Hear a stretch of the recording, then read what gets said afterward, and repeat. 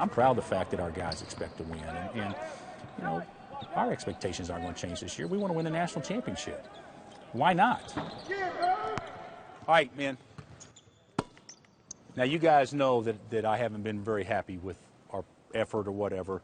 And all I ask you to do is just be tough, listen, and try. Hard work. 1, 2, 3. Hard work. Let's go. Dribble. Come on. Let's go. Let's go. I talk about competing every possession, saving us 2 points, and your doesn't even try. Whether it's in practice or in a game, when you get on somebody, when you get on a player, is that most often coaching effort? You can't be good execution-wise if you have to coach effort. And I tell our guys that all the time. You got to coach effort or toughness. You're not going to win. Play, get a shot. What are you scared of? Guard him. You know, there was a study, or I tell our guys that there was a study at Oxford or Harvard, it changes year to year wherever they did the study, that it takes 18 days in a row for something to become a habit. And guys, we're at 3, and we're going backwards.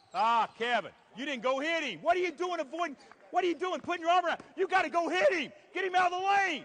What rebound are you going to get there? A made basket, that's it. Hey, am I the only one that's going to talk? Good gosh. Square up, Elijah. Square up. Look up the floor.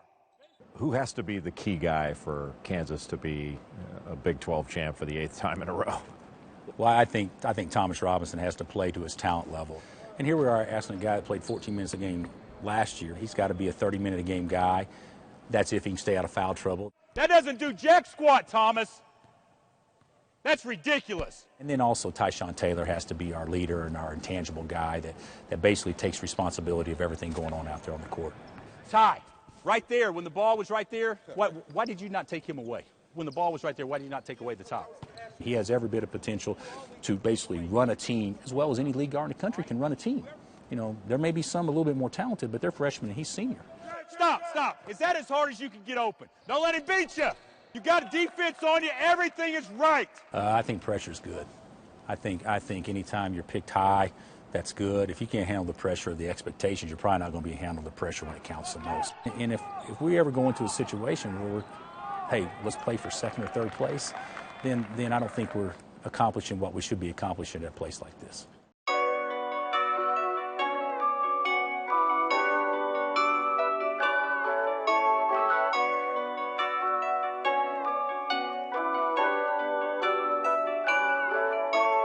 New Chanel, Mama and Gucci, got out the hoop, yeah. Been through hell, carry the life is a movie, yeah. We prevail, now we do the coupies, don't do the groupies, yeah. Got money for bail, don't act like you know me, knock off your koofy, yeah. Flooded the rollie with Ethan, Hurricane Katrina the Beamer, blowing the money like Freeman. I got a flex on the sleepers, they tryna do me like Caesar. You gotta watch for the creepers, I got the eye to see you.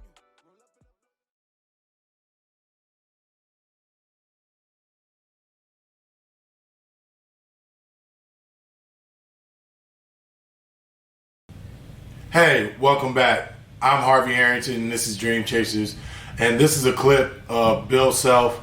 He's the coach at Kansas. I like how Bill Self coaches his players. I like how he motivates. I like what he does for his program over at Kansas. When you step on the floor, you have to bring it. And that goes for any of the top levels where you're going to play at. If you want to go play in college and your ultimate goal is to get to the NBA, you can't jump straight from high school to the NBA anymore. So now you have to go through college. If you're going to play in college, you got to be able to bring it. Effort has to be at an all-time high. He talks about competing every single time. You have to make that a habit. If you want to be a good basketball player, you have to do these small intangibles. Those are the things that are going to get you noticed. Those are the things that are going to keep you on the floor. He told his guys that they have to be tough, they have to listen, and they have to try. I talk to our kids about this all the time. Being tough has a lot to do with the game, but that's outside of the game as well. If you can't take Coach Self yelling at you and telling you what to do, or when the game is on the line, holding you accountable, then it's going to be hard to play for anybody on the next level because there's so much pressure that comes with it. What does it mean to be tough? Diving on the floor, boxing out, rebounding, playing hard defense, bumping the cutters. Those are the things that are going to put you over every single time. What does it mean to be tough mentally? Well, you may get in a sense yo-yo. So you may play some, you may get pulled out. You may play some, you may get pulled out. Just depending upon what's the personnel that they have. If you're not mentally tough and you're getting pulled in and out of the game and you can't take it, and you go in a couple possessions and you don't play well, they're looking for the next player. They're looking for the next best player every single time. You have to be tough mentally. You have to be tough physically if you want to play this game. You have to listen. That's one of the things that I tell a lot of the players that we deal with. When I coached in high school and when I won a state championship in high school and when I won a state championship as a coach, one of the things that we always told our players is that you have to listen and you have to comprehend what we're saying. Think about it like this. If a coach has to tell you something multiple times, I would say more than twice. 2 is the magic number. If I got to tell you the third time, that means that either A, you don't listen well, or B, you don't comprehend. So what's going to happen when we're in a big game and a coach has to draw something up? Well, if you don't listen well in practice, a lot of assistant coaches or maybe even the head coach is going to say, let's get that person out. Let's put somebody else in. Now, maybe I'm pulling you out and you're a better scorer than the person that knows how to comprehend what we're saying. But if they're not going to mess up the play and they're going to execute, we're going to have to go with that particular person, period. So if you're watching this and you're an athlete, coaches shouldn't have to tell you things multiple times. Once, twice, and then you should get it from there. Now, if you don't understand, just say you don't understand. That makes you look bad. A lot of players will do that. They will listen to a coach. Coach will say something all the way through, and then guess what? Oh, they don't understand it. And then after the third or fourth time, and the coach starts yelling, or you get penalized for it, now the player wants to raise their hand and step up and say they don't get it. Say it the first time. Say it the second time. Say it the third. I don't care if you have to say it 10 times until you get it. Help them understand what you're lacking so therefore they can help you with it. And that's how it works. And you have to try.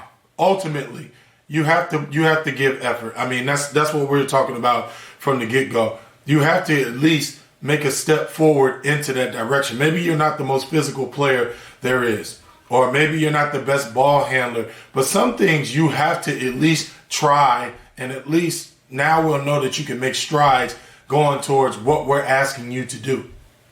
Another thing Coach Self said was that you have to make things habit. Now, what does that mean?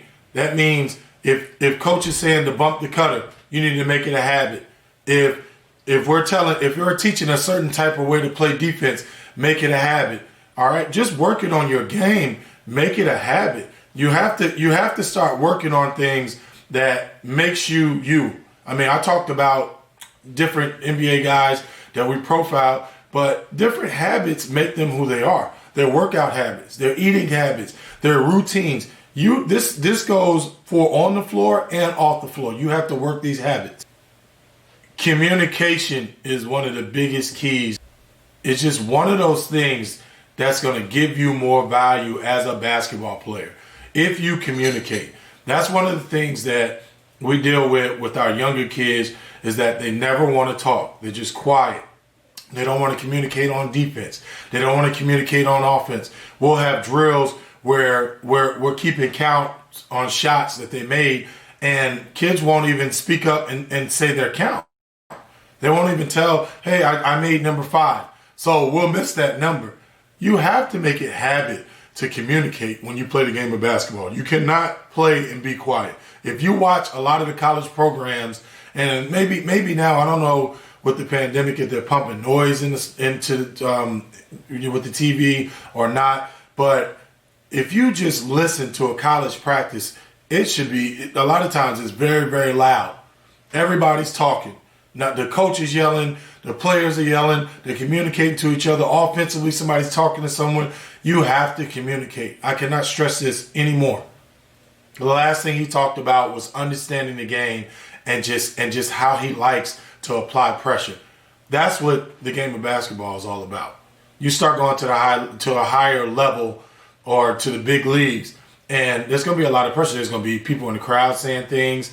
There's going to be coaches yelling things. There's going to be other players talking, saying stuff to each other. There's a lot of pressure within that arena when you play the game of basketball. You have to be able to deal with pressure. And one way that you deal with pressure, being mentally tough and communication.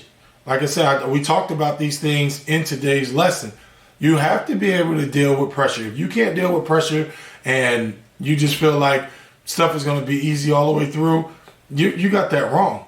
I mean, for a lot of people, they like where they're at now. If you're a 5th or 6th grader and the game is easy for you and there's not a lot of pressure, well, the pressure's coming. Bigger, faster, stronger players are coming, and they're going to put a lot of pressure on you. It depends upon how you deal with the pressure.